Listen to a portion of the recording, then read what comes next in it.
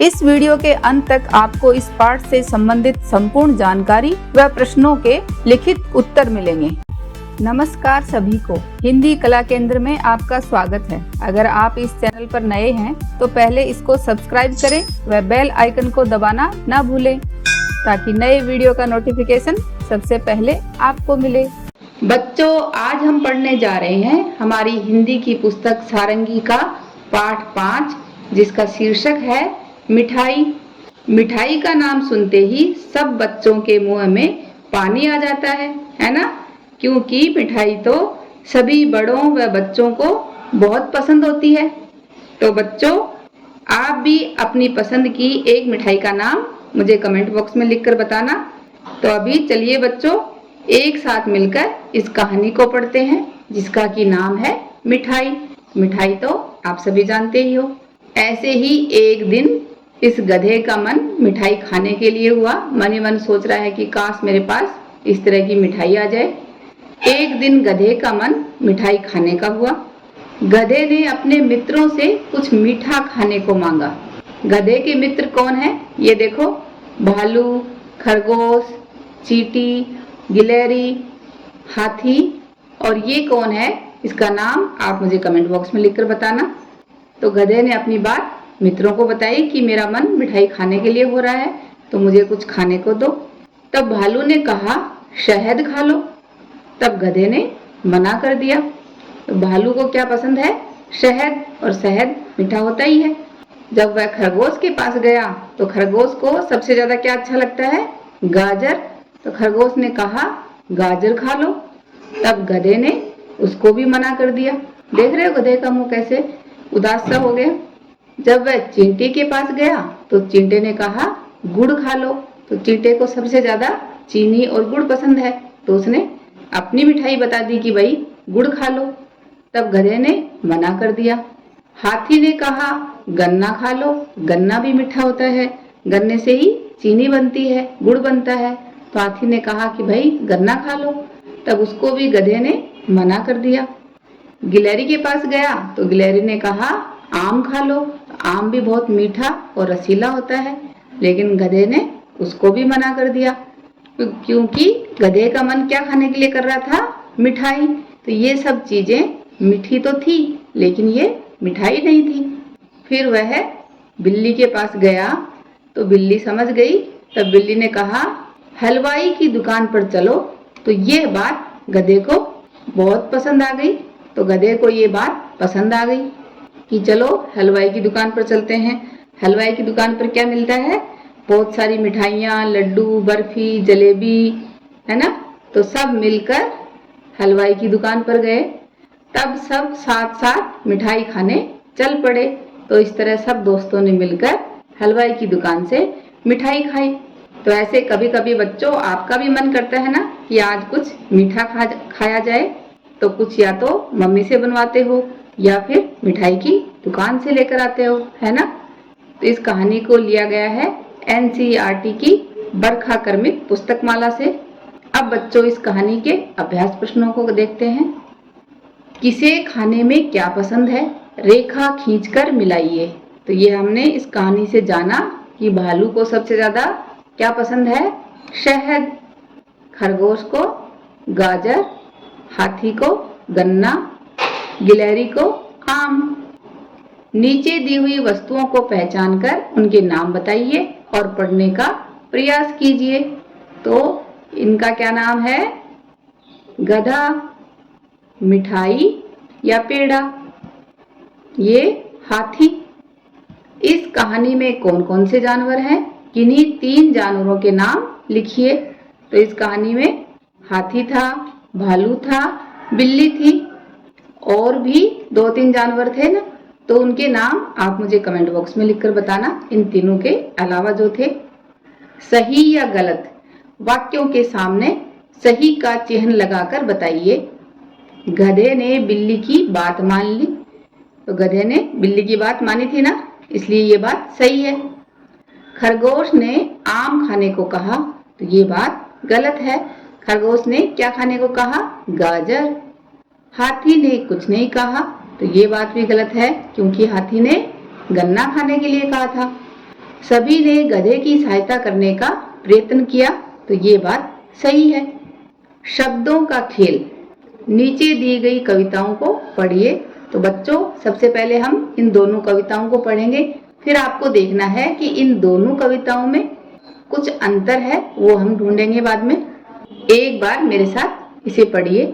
ईख खेत में बोली अपने पास वाली ईख से, मेरे ऊपर क्यों गिरती हो, खड़ी रहो ना ठीक से। तो यहाँ खेत पर दो ईख हैं जो आपस में बातें कर रही हैं। एक ईख सीधी खड़ी है लेकिन दूसरी थोड़ी टेढ़ी हो गई, तो इसके ऊपर गिर रही है। तब ईख खेत में दूसरी को कह रही है कि तू मेरे ऊपर क्यों गिरती हो, खड़ी रहो ना ठीक से, अच्छी तरह खड़ी हो ना। और दूसरी कविता है, इमली की डाल पर बैठी थी चिड़िया, खा रही थी इमली देख रही थी मुनिया। तो यहाँ इमली की डाल पर एक चिड़िया बैठी थी जो क्या खा रही थी, इमली, और उसको इमली खाते हुए कौन देख रही थी, मुनिया। अब यहाँ पर हमें इन दोनों में एक अंतर ढूंढना है। वह अंतर क्या है, यहाँ पर छोटी ई की मात्रा है और यहाँ पर बड़ी ई की मात्रा है। ईख, ये देखो ईख, तय के साथ बड़ी ई की मात्रा, और कहाँ है, ठे के साथ बड़ी ई की मात्रा, लय के साथ बड़ी ई की मात्रा, इस लय के साथ भी बड़ी ई की मात्रा, अड़े के साथ बड़ी ई की मात्रा, और यहाँ पर हमें देखनी है छोटी ई की मात्रा। तो ये इमली में छोटी ई, उसके बाद ये च के साथ छोटी ई, ड़ के साथ छोटी ई, और कौन सी है ढूंढो, और न के साथ छोटी ई की मात्रा। खोजे जाने, अपने घर के आसपास अपने परिवार के लोगों के साथ घूमिए। छोटे छोटे कीड़ों मकोड़ों जानवरों को देखिए, वे क्या करते हैं, क्या खाते हैं, कितने अलग अलग रंग के हैं, आदि विशेषताओं पर ध्यान दीजिए। तो बच्चों, अगर आप सुबह सुबह अपने मम्मी पापा या दादा दादी या बड़े भाई बहनों के साथ आसपास के पार्क में जाइए या फिर अपने घर के बगीचे में घूमिए, वहाँ पे देखना आपको छोटे छोटे अलग अलग तरह के कीड़े मकोड़े जानवर दिखाई देंगे। तो वो क्या काम करते हैं, क्या खाते हैं, किस रंग के हैं, वो सब आप देखना तो आपको नजर आएंगे। फिर घर आकर इनके चित्र बनाइए और कुछ शब्द भी लिखना चाहें तो अवश्य लिखिए, और फिर अगले दिन अपने दोस्तों को बताइए कि कल आपने क्या क्या देखा। तो इस तरह की फिर कीड़े मकोड़ों के चित्र बनाइए, इसमें रंग भरिए। अतिरिक्त पठन के लिए साथ में ये प्यारी सी कविता दी गई है, तो इसको हम एक साथ मिलकर पढ़ते हैं। कविता का नाम है मुर्गा बोला कुकड़ू को। तो इस कविता में हमें अलग अलग तरह की आवाजों के बारे में बताया है, जैसे मुर्गा कैसे बोलता है, कुकड़ू को। मुर्गा बोला कुकड़ू को, चल मेरे भैया रुकता क्यों। कुत्ता भौंके भौं भौं भौं, कुत्ता कैसे भौंकता है, भौं भौं भौं।